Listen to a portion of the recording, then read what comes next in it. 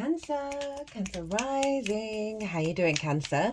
This is your reading for the Pisces new moon. It's happening on the 27th or the 28th of February, depending on what part of the planet you are currently hailing from. Here in the UK, it's going to be about 1:45 on in the morning on the 28th. So that will give you an idea of what day this moon is showing up for you.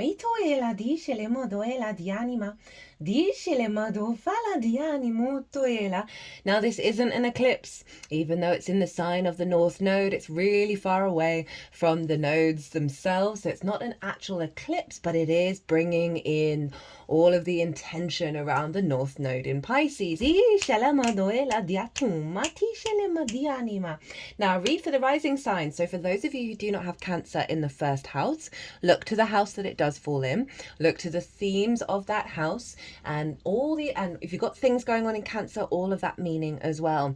And it will be as if that Cancer energy has now energetically moved to the first house. So the astrology I'm going to talk about for the rising sign will always still link in. You've just got to add on your own natal chart meaning on top of it. For example, I've got Cancer in the 12th. So I'd apply the themes of the 12th house. And I've also got the EQ there, which is the equatorial ascendant at the time of your birth. So I'd apply all of that meaning to what comes through in this reading. As always, take what resonates, leave what doesn't. So, beautiful new moon in Pisces. Where is this happening for you, my loves? Well, it's up in the 9th house, your house of perspectives, right? This is your morals, your ethics, your philosophies, your connection to book, religion, source, nature, science, whatever matrices that are bigger than you, that you know you're a part of, and you're trying to figure out, what do they mean to you? What is your matrix? How do you create your perspectives? It's also about mastery of something. So something you may have been learning for a while. Now you can set, and well, let me get to the intentions later. This is also how you then elevate something that you've been working on and learning. It's about teaching and sharing perspectives. We are not here to change people's minds. We are simply here to share and to grow. It's also about going and living somewhere that is unfamiliar to you for a longish period of time in order to broaden your perspective. It's more long distance trips. Now, that's very relative to your own life. Say you've spent the last 6 months just in your hometown, just in the place that you live. Now, a long distance trip and the short distance trips would be you going to a different borough in your city. That long distance trip can be you going to a different city that's actually quite nearby, right? It's all relative. So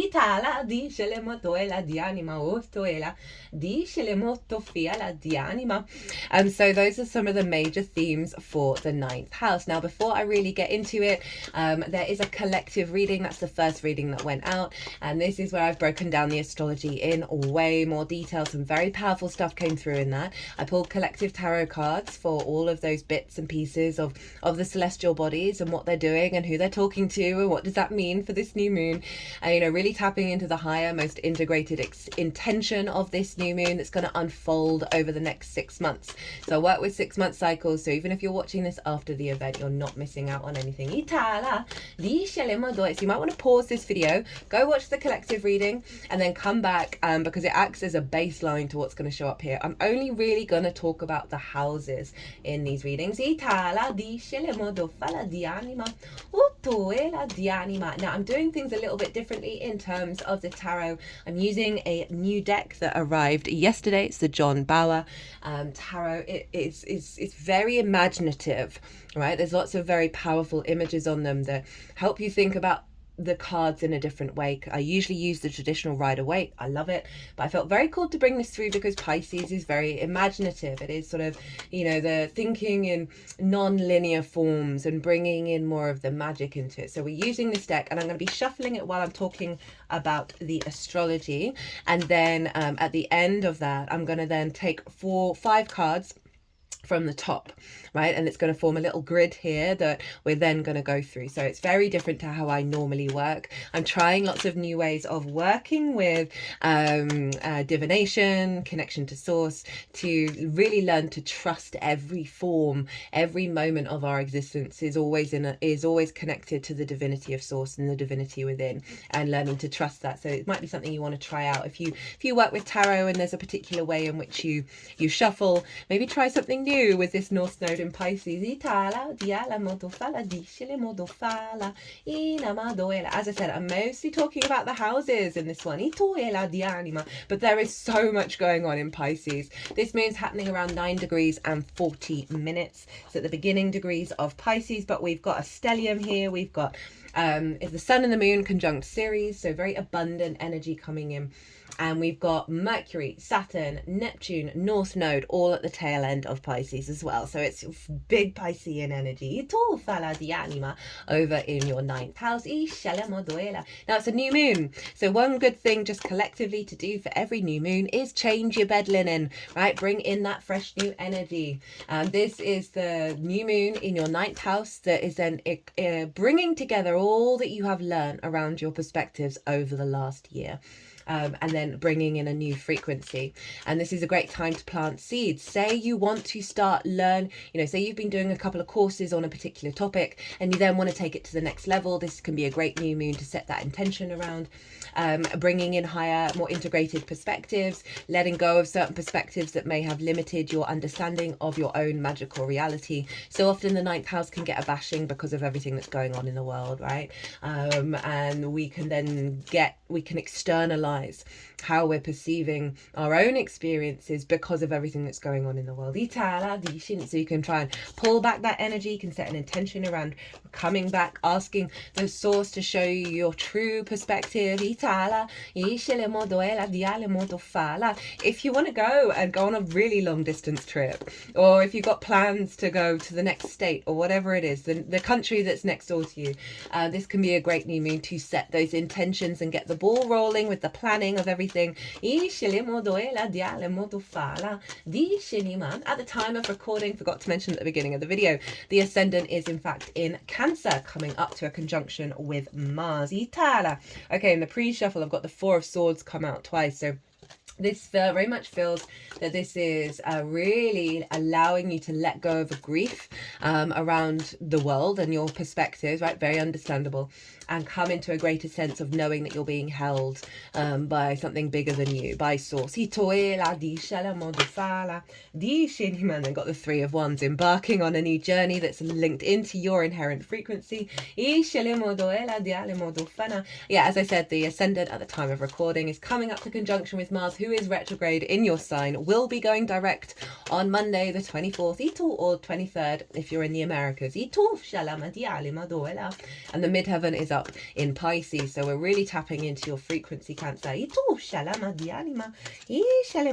that 9th house, a refresher of energy around your perspectives that's getting you back to the magical reality that is Pisces. If you've not seen the Pisces North Node Virgo South Node transit series, I cannot recommend it enough. The work that we're doing this year with those eclipses and with the astrology of this year is phenomenal. The soul retrieval work that we do, the inner work that we do this year is going to launch us into a whole new 9-year cycle, which is going to be very powerful. Now, Jupiter, I've broken down all of that other stuff that I said about Pisces in the collective reading. I'm trying to keep these readings short because I've got a jam-packed week coming up, so I'm not able to do my more longer reading for these. So Pisces is traditionally ruled by Jupiter, which is what I work with, and Jupiter is over in Gemini. Now for you, that's in your 12th house, your hidden house, your house of mysteries.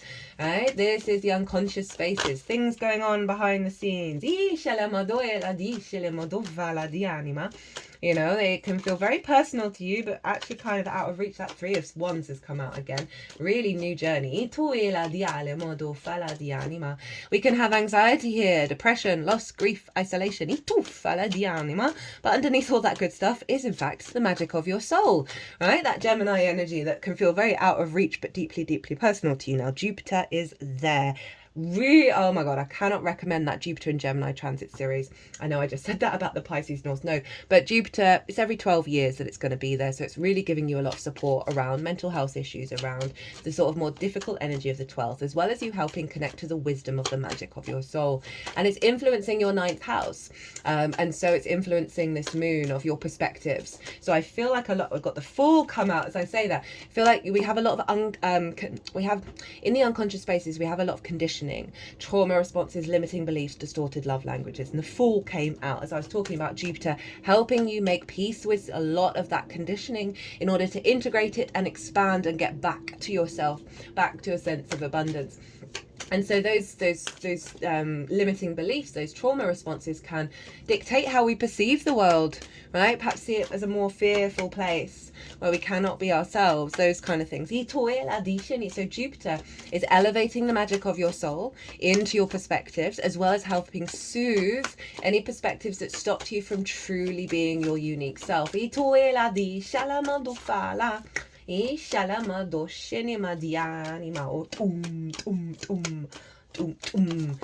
lovely stuff. Ew, Nine of Pentacles, Queen of Swords.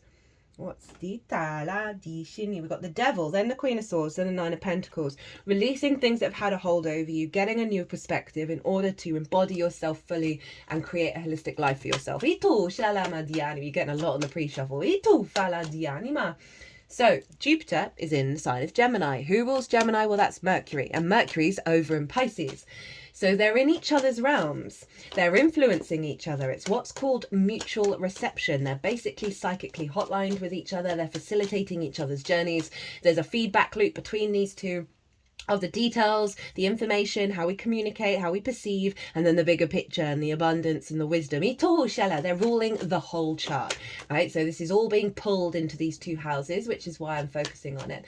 So we've got this feedback loop between your perspectives, the magic of your soul, and those conditioned responses. This is not an eclipse, but it is the precursor to all of this. It's helping you let go of limiting beliefs that are stopping you from heading into new territory, finding the deeper wisdom within that in order to elevate the magic of your soul and imprint that into the way that you perceive your information that you're collecting with Mercury of reality. The perspective that you're having is shifting. And obviously, as I said, Mars is going direct, and that's your first house, right? Your embodiment of self. So you may have just felt you've had to go back and forth over a couple of things of understanding who you are. Where's your motivation and drive? Bringing a condensed energy to that, and you're going to be moving direct on Monday the 24th or the 23rd if you're in the Americas. So that's going to be a big vibe shift for everybody. Right, 1, 2, 3, let's roll. Di shelemadush shelemadi shelemadush tini moyanama di tuela di shelemoduela duela di anima. So we're also going to get some oracle cards from 2 decks at the end when we've done the tarot. So at the center is the core energy, the core intention of this new moon for you that's going to unfold over the next 6 months to the Pisces full moon, which is going to be an eclipse in a Virgo season. We have what's being released in the lead up to this new moon, what's at the root of this core intention, what's at the crown, and then how to work with it. I've just got to clear my throat. So there's a clearing around the throat chakra coming through, around how you engage with information in your reality is shifting. Right, so at the core of you, we have the 2 of Swords. This is the intention. Look at that, the slaying of the dragon, right? This sense of being in your power, being in command, being able to dispel.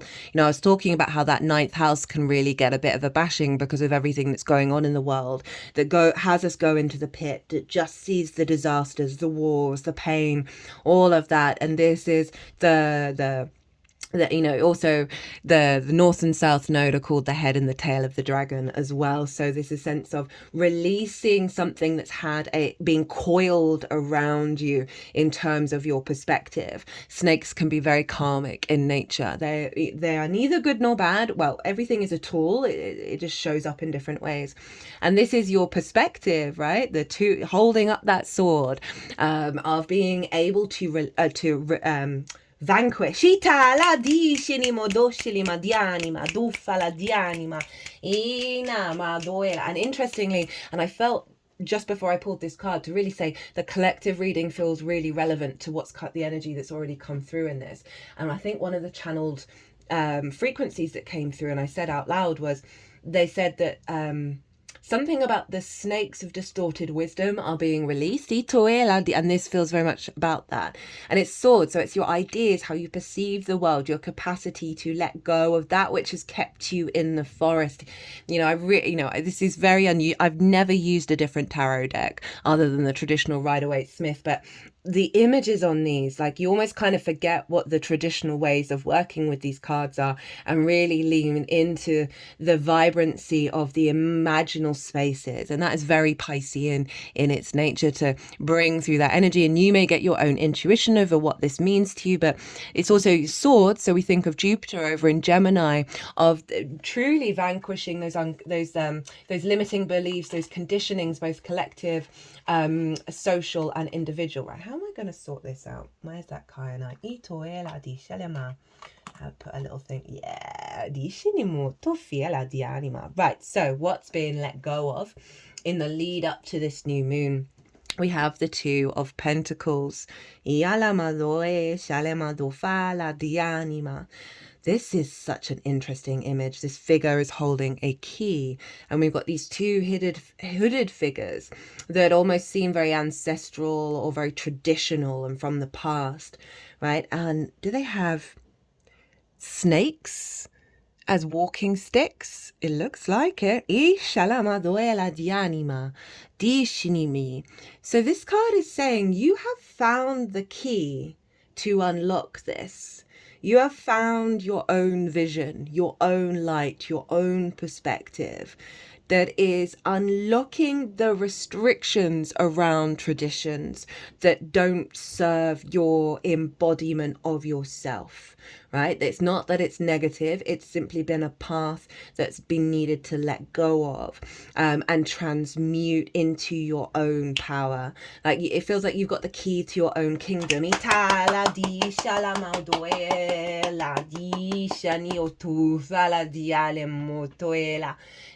So this has been a cycle that you've been going through. And this is coming to an end, right? They haven't quite stepped into this space yet. And interesting, you've got 2 2s, which do obviously represent union and balance. But you've got the key. It's like there's this big halo around you that these traditional energies that have their purpose, that serve their purpose, they're no longer binding you in the way that you perceive the world, because there's so much light coming through. And all you have to do is turn that key in the lock now that you have found it. Also, we've got is the Two of Pentacles, so it's this balancing in the 3D, right? This trying to come into a sense of equilibrium in how you move through the world and how you build in the world, that isn't being sort of restricted by that which is hidden. And if we bring in that Jupiterian energy as well in your 12th house of those unconscious responses that haven't shown themselves, you are shining the light on that, and you've got the key to move through it. These are also wisdom keepers as well, that they do hold a lot of wisdom. There's another sort of parallel message coming through, that you are able to work with that wisdom of the past with the light of that's guiding you into the future, right? It's one, letting go of that which has kept you restricted and limited, as well as the deep wisdom from the elders that really serves us from past generations, past lifetimes. But it's not dictating how you move, right? Because that key feels very personal to you.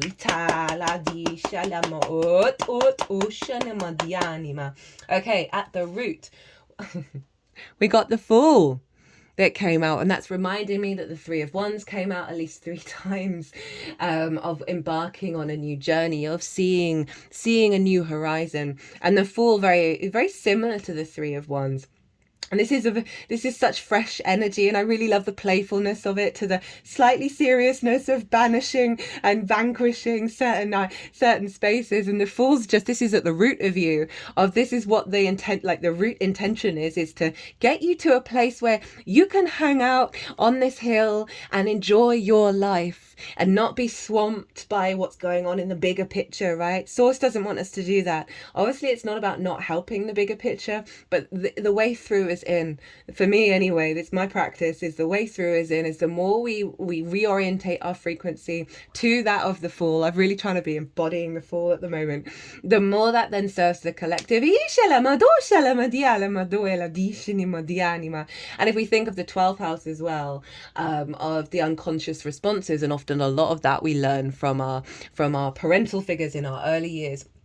And this feels very liberating. The Fool leaves the village, right? The Fool leaves the ancestors, leaves the family, and goes out, sits on this hill, and has the best time just enjoying life, right? Really savoring every little moment and being very present. Oh, I'm feeling like I keep wanting to, my cheeks feel like really, not sore, but I'm smiling so much. Whoa. Okay. And then you've got some major arcana at the top and the bottom. We've got a Judgment. This is Pluto. And then again, Pluto is very much linked into the ancestors. The Judgment card, the traditional way of looking at it. Anyway, I'll talk about this card. This is at your crown. And again, we have these two figures with the sheep, right? And the sheep and the lamb especially represents an element of innocence. And they're in the countryside. They're away from the city, away from the war, away from the drama. And they're receiving divine inspiration from your guides, right? This is the kind of higher perspective that's coming in to help facilitate your 3D experience, your joy in the 3D, how you manifest in the 3D world, how you perceive your 3D world is both connected to nature and to the angelic kingdom. And this is very powerful to get the Fool, and it's not quite the last major arcana, but it's one off in the root and the crown of your capacity to liberate yourself. Now in the traditional Rider Waite, this card, the Judgment card, is very much about letting go of old versions of self, letting go of ancestral wounds. And that energy being untangled and released so they can transcend and evolve. It is about the ascension process. But I love the very strong focus on nature here and bringing it to your perspective to a place where you can bring the magic and the joy into your 3D world, right? You can blend the multidimensional sphere in the quality of your existence. Right, how to work with this energy, right? Over the next 6 months, we have this must be the Ace of Pentacles. Oh, I love that. So, oh, you see this figure is just guiding this huge, is that a yak? I think that's a yak with those big horns, right? Of this sense of embarking on that new journey of being able to create, but this fresh energy of the little child with the great wisdom, with the great strength to keep on going as you move forward, right? This is honoring the renewal of your energy, right, in the material world, the lightness of being within yourself, the capacity to bring those ancestors, which I kind of said, like it's both sides of the same coin. Bring all of that wisdom, that sturdiness, that power within you as you move forwards. But it's not a heaviness here. There's such a lightness in the way that this figure is moving through the world. It's really allowing the experience of all the wisdom that you've learned and not let it define how you are in the moment moving forward. So this is how to work with it, to honor both of those sides, of both the lightness of being, the freedom of your own energy, as well as all the wisdom we can learn from those that have come before us. And this is also just this acknowledgement, I feel, getting very strongly, this is source with you, right? Of the perspective of the support from from the big, how do I want to say this? This just feels like all of the wisdom keepers, all of your guides, source, the angelic frequency, they are all walking with you, but they're letting you go your own path with that acknowledgement that you have their resources and their resources are your resources with you, that you can stop at any moment and turn around. And this, you know, you see this is you can kind of see that there's this giant like all the stuff, right, is all kind of, you see the ropes there, is all kind of strapped onto this back of this yak with very powerful horns. Horns represent masculine yang, fertility energy, that you've got a lot of resources with you. It is about you walking your own path, but knowing you are supported, knowing you are held, and at any moment you can tap into those resources. It's not that the conditioning is binding you anymore. The conditioning is turned into resources for you to walk your own path. Just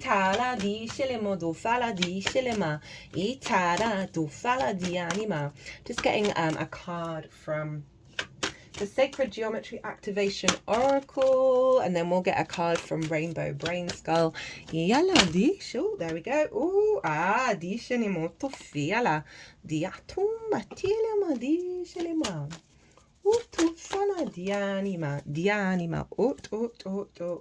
Okay, they wanted to give you a bonus card. Diala dicinima. So first up, they're wanting to come together. Okay. So we've got transition, and then we've got jumping is scary, staying frozen is scarier. And I feel remember, we're going to have eclipses in these signs. And even though this isn't an eclipse, it's very much linked into the eclipse energy. That North Node, you're heading into new territory with the way that you perceive things. And it's going to be shedding a lot of skin and a lot of old programming, old understandings that you may have thought that very much are yours, but they are not yours. That this is I keep missing that one. This is can feel discombobulating, right? Can feel very discombobulating, but they're really wanting you to trust in the process with this. Remember the Fool and Judgment at the root and crown of this liberation that you're going on. And this feels interestingly with this card, right? So this figure is, you know, slaying the snake with its sword. But there's a playfulness to this one, and they're wanting you to keep it light, right? You don't have the burden, and with the perspectives, right, of taking the weight of the world on your shoulders, it's not on you. I want you to focus on that frequency, that you do not carry that weight, that there's a whole support team that is working and dealing with all the bigger collective stuff, as well as this isn't a weight. This isn't going to be difficult. You've got a lot of support coming in to help you work through these things and release this. The frequency of transition supports our deep understanding of the ever-changing nature of existence and our lives, so that we can learn to let go, surrender to the process, and allow transition to occur with ease and grace. Transition can be described as the passage from one stage to another. However deeply or mildly it impacts our lives, transition always implies change of some sort. And most of us are afraid of change. We want things to stay the same. We want to stay in the comfort zone we've created. Unfortunately, change is the only one certainty in life that we can all count on. Change is necessary to allow room for the new to emerge and the old to pass. Change is necessary for growth to occur. Change is fundamental, universal law.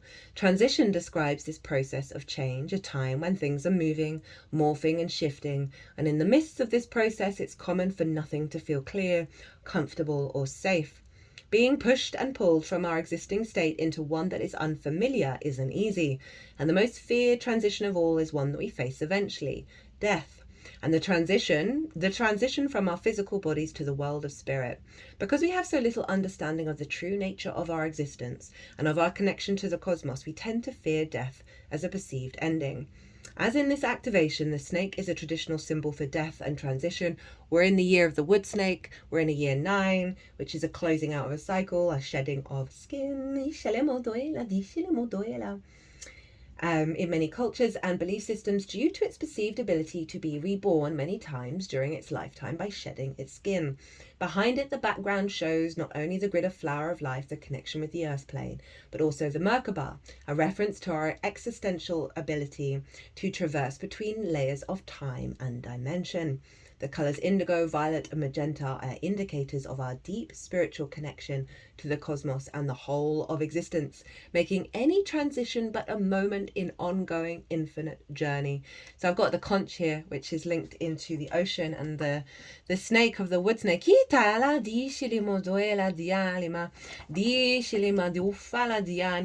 And it's really so freeing. What the energy that I'm feeling is, trust the process, trust the shedding of the skin. Go, like, if you're feeling a bit overwhelmed, maybe go and make yourself a nice sandwich and focus on the moment. Focus on, and then the reminder that you are not carrying all of this burden. This is the acknowledgement of your soul team, your soul guides of source who've got your back, that they are carrying a lot of the weight. They are giving you support during this journey. This feels very powerful. My third eye is sort of jumping around all over the place. All right, the jumping is scary, staying frozen is scarier. The world moves forward even when we stand still.